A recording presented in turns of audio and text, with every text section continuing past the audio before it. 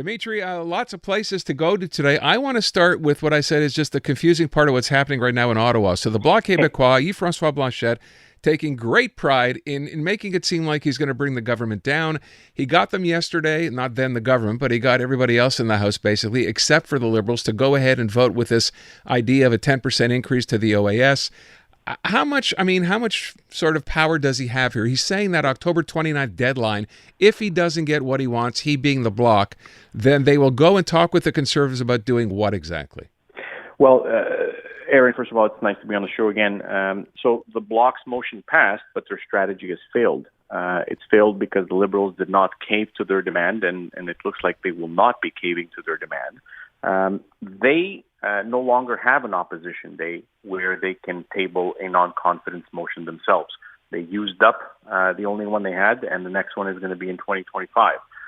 The Conservatives, obviously, they're keen on defeating the government and having an election. The NDP, not so much. Jagmeet Singh may have ripped up the agreement, put it through the shredder, but he's also used Scotch tape to put it back together in the sense that it does not look like the NDP has any appetite to support the Conservatives, and if the Bloc were to join them to defeat the government and have an election. Now, the government still has to table its fall economic update, often referred to as a mini budget. What Liberals seem to be thinking right now is, well, we will say no to the Bloc on that 10% increase on OAS, the old age security for 65 to 74, but maybe we will put something in our fiscal update to boost up seniors. So there's CPP, there's OAS, and there's also the guaranteed income supplement. The guaranteed income supplement is for seniors that earn very little. And one of the things they are considering is topping up that part of seniors' pensions. But much is left to be seen. The one thing that I do not see happening between now and December is a federal election. You don't see that happening? I don't, because the NDP, for two reasons, first of all. The NDP's bank account is literally empty. You have the Liberals, the Bloc, and obviously the Conservatives, who are great fundraisers. They all have a few $1 million in their bank account. I was going through Elections Canada websites to see financial statements for all the parties. The NDP has an entire $280,000 in their bank account. Oh, my. I think Mr. Singh is going to have to start selling his Rolexes if he wants to Dimitri. fight an election campaign. Okay.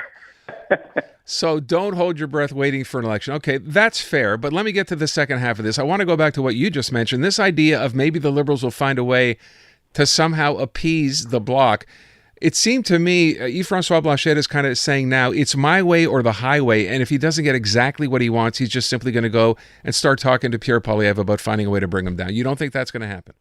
Well, as I said, it very well may happen, but they need the NDP. And that won't happen. Okay. And I do not see a path to where the NDP is going to support the Conservatives and the Bloc in defeating the government between now and Christmas. And I think the NDP also has memories of 2005, where Jack Layton, Gilles Duceppe, and Stephen Harper teamed up, defeated Paul Martin, and that led to a Conservative government. So the NDP is gun shy on actually proceeding with an election, because right now, even though there was a poll that came out a couple of days ago that shows the NDP for the first time ever slightly ahead of the Liberals and the rest of Canada, that slightly ahead means nothing, because the Conservatives are at 50% in voter intentions outside of Quebec.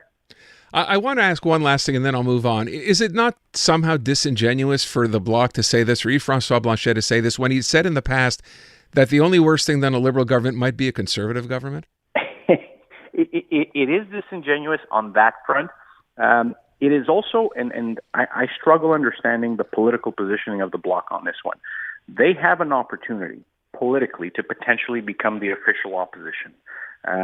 And they're passing up on that opportunity in order to make a point. And the point they're trying to make basically is Canada is not working, whether it's Liberals or Conservatives. And again, their target is what? It's sovereignty, it's the independence movement. And as the current PQ leader has clearly promised, which is a promise that no PQ leader made before him, the last one to do that was Jacques Parizeau in the 1990s, he's committing 100% to holding a referendum in the first mandate should he win the election in 2026. Sounds like a non-starter to me. All right, let me move on and get to this next story here. First of all, as far as this goes, by the way, I'm not sure I know the whole story here. So government business now been put on definite pause in the House of Commons, right? And I think we spoke about this last time we were on. The next part of this the next part of this, whatever we want to call it, would be this notion of proroguing Parliament. So given what's gone on over the past couple of days, given this line in the sand of October 29th, is this Justin Trudeau's next step? So it very well may be for a second reason. Right now, the House of Commons indefinitely has paused all government business. Why has that happened? Well, there was a scathing report by the Auditor General on an organization that the federal Liberals put in place called the Sustainable Development Technology Canada.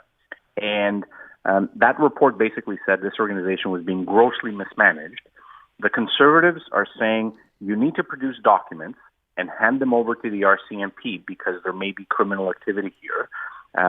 The government is refusing. So basically what the Conservatives are doing is they are having an indefinite debate on this issue to the point where the government has had to postpone votes on tax reform. They've had to postpone votes on their bills because nothing else can happen until this debate finishes, which brings us to the word that starts with the letter P. And again, right now, it's complete hypothesis. This is what some folks are discussing in Ottawa, but ultimately only one person truly knows what will happen is after Thanksgiving, Justin Trudeau prorogues Parliament, announces that he will step down as Liberal leader, remain as Prime Minister until his party chooses a new leader. That new leader will be chosen sometime in January, February, and then Parliament comes out with a new Liberal leader who's also Prime Minister, tables a budget, we go to the polls. Okay, you've laid out this scenario. Are you buying that scenario? Is that how you think this plays out?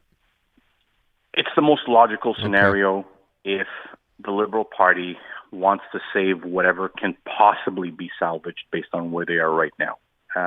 I fundamentally believe that every government has a date of expiration, just like ours did back in 2015.